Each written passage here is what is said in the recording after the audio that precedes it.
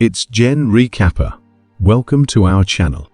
A brilliant individual attempted to utilize stellar energies for developing a weaponized nuclear fission reactor. This endeavor resulted in the deaths of numerous people and had a profound and lasting impact on human history. Finding redemption for such a significant wrongdoing is a complex and challenging question. This man is Julius Robert Oppenheimer. In short, Robert underwent a discreet trial aimed at tarnishing his reputation as the most influential physicist of his era. Shifting gears, there's Lewis Strauss, who faced a trial to ascertain his eligibility to become the United States Minister of Commerce. He recounted the story of his first encounter with Robert. Returning to Robert's narrative, he expounded on the genesis of his fame as one of the era's most influential physicists. The journey commenced with Robert's physics studies in Germany. As he delved into the subject and demonstrated prodigious talent, Jeremy developed a groundbreaking theory of quantum mechanics. Following years of devoted study, he felt a mastery of quantum mechanics and physics. This expertise led him to secure a teaching position at a Netherlands campus. There, Israel Isaac Robbie introduced him to the renowned German physicist Heisenberg in 1927. Subsequently, Robert obtained both a doctoral and a professorial degree at a USA campus. He ventured into teaching quantum mechanics, still an unusual subject in America. His close ties with distinguished physicist Ernest Lawrence flourished. Initially, Robert had only one student, but gradually more students were drawn to his captivating lessons. At an event organized by Lawrence, Robert shared a meal with others, including his brother Frank. This event brought him into contact with Jean, an avid follower of communist ideology. Their relationship deepened over time, evolving into a romantic involvement. But this wasn't the end of Robert's personal connections. He also formed a close bond with Kitty, culminating in their marriage. Although James was disappointed with the union, Robert remained in touch with Jean. On the subsequent day, while at the campus, Lawrence cautioned Robert about a potential threat. The Germans had successfully developed a new and immensely powerful explosive device. Given Robert's prior education in Germany, he might be viewed as a possible security concern, susceptible to German surveillance. This concern was confirmed when Leslie Gross, an officer, invited Robert to partake in a project known as the Manhattan Project. The goal of this project was to make a bomb that could be as good as the ones Germany was making. They were ahead in making new types of bombs. Since America was not so good in weapons, they could lose badly to Germany in World War II. When Robert heard this, he agreed to lead the Manhattan Project. He asked Leslie to set up 4 research labs in a place called Los Alamos. People could get there by train. They also made a small town nearby for the workers and their families. This was because the workers would be there for a very long time. The place was also good for secret research because it was far away from other towns. Leslie agreed and did what Robert asked. During this project, Robert and Leslie talked to famous scientists in America. They wanted these scientists to join the project. Some didn't want to come because they had to stay in a faraway place for a long time. But America needed their help to win the war, so they had to agree to join. Isaac didn't want to join the project at first. He thought it could cause big problems. It might even lead to a worse war or even destroy the world. But he didn't have a choice. He had to help his country. In short, they built the town successfully. Robert and the other scientists started working on the project. But they ran into a problem. A scientist named Edward Teller made a mistake in his calculations. This confused everyone, including Robert. He thought Teller was wrong. So, Robert went to Albert Einstein for help. After talking with Einstein, they realized that if they used Teller's calculations, the bomb's explosion would be so big that it might harm the Earth's atmosphere. The next day, Robert asked Kitty and his 2 children to come live in Los Alamos. He needed to be there a lot for the project. After that, Robert and the other scientists talked about what materials to use for the bomb's core. They decided on uranium and plutonium. These things could make a really big explosion, like 1,000 tons of a type of explosive called TNT.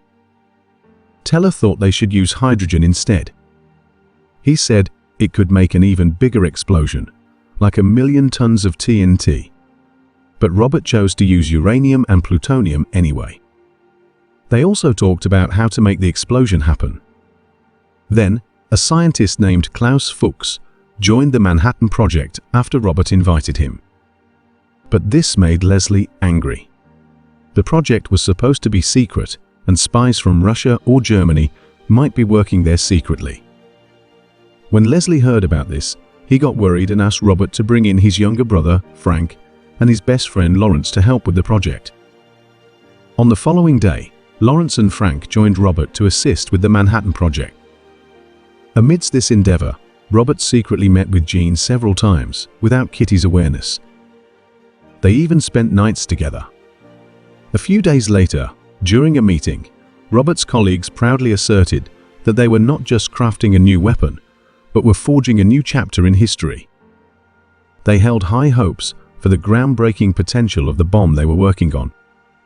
Then, news reached Robert that Jean had taken her own life in her apartment's bathroom, ostensibly due to depression.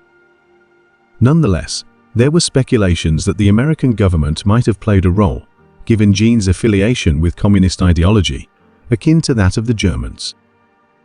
Jean's passing hit Robert profoundly. After a period, Robert and his team encountered challenges as their research failed to yield significant progress.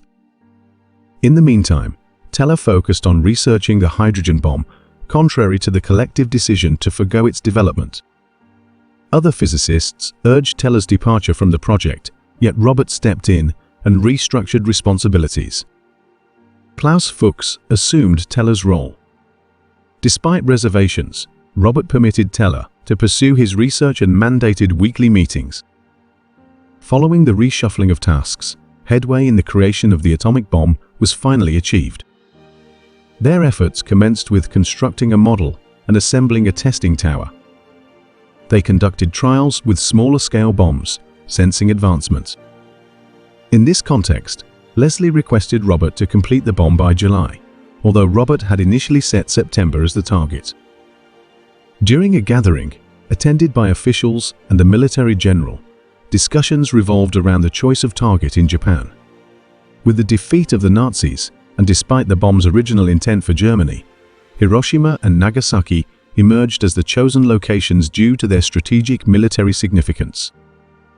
Despite weather-related setbacks, Robert and his team remained dedicated to the test preparations. They assembled the bomb and established observation posts at calculated distances, ensuring a safe vantage point for witnessing the explosion without being endangered by the shockwave. The plan was to conduct the test at night for optimal visibility. However, adverse weather conditions postponed the test. Despite the delay, the team continued periodic checks on the bomb. Upon finally receiving favorable conditions, Robert initiated the test. One physicist closely monitored fluctuations in electric currents, recognizing that even the tiniest variation could hold crucial implications. As the test proceeded, as projected, a sense of relief and elation swept through the team, buoyed by the belief that the atomic bomb would pave the way for Japan's surrender and mark the conclusion of World War II. In Los Alamos, accolades poured in for Robert's exceptional leadership in spearheading the research efforts. The day after the successful test and making two bigger and more powerful atomic bombs planned, he planned to drop these bombs on Hiroshima and Nagasaki. When the atomic bombs were ready, Robert felt worried. He thought his invention might start another war between countries. On 6 August 1945, they bombed Hiroshima in Japan with an atomic bomb for the first time. Military people were happy because America won, but scientists felt bad. The invention that helped America win also hurt many innocent people. People around the world knew about Robert Oppenheimer because of this bomb. He felt guilty about the lives lost in Japan. Later, Robert spoke at an event where people celebrated his invention. But he still felt guilty. He even saw things that weren't real. The next day, he met President Harry S. Truman. The president said good things about Robert's invention because it saved American soldiers' lives. During the talk, Robert said they needed to work together with other countries on atomic energy. He thought Russia might make a stronger bomb. President Truman agreed and made the testing place better. But Robert was still upset about his bomb and how it hurt people. The president got a bit mad at Robert because of this. At another meeting, Robert saw Lewis. Lewis told Robert that the person he got earlier, Klaus Fuchs, was a spy from Russia. This made people think Robert might be a spy too. Lewis wanted to prove this in a trial. Lewis brought someone named Roger Robb to help make sure Robert was found guilty. During the trial, they talked about how Robert felt bad about the atomic bomb hurting people. They also talked about mistakes Robert made in the past, like letting spies into the project and his mistress's death. Even though Kitty, Robert's girlfriend, knew he was cheating, she still supported him. Robert argued with important people in the trial. At one point, Lewis had a person named David who was supposed to help him. But David said many scientists didn't like Lewis. This made Lewis lose the trial. People accused Robert, but in the end, they said he was loyal to America. But he couldn't work on the project anymore, so he couldn't help with the hydrogen bomb project. Robert accepted what happened with grace. In the end, they found out Robert didn't make Einstein dislike Lewis. They just talked about how powerful the atomic bomb was and how it could hurt the world.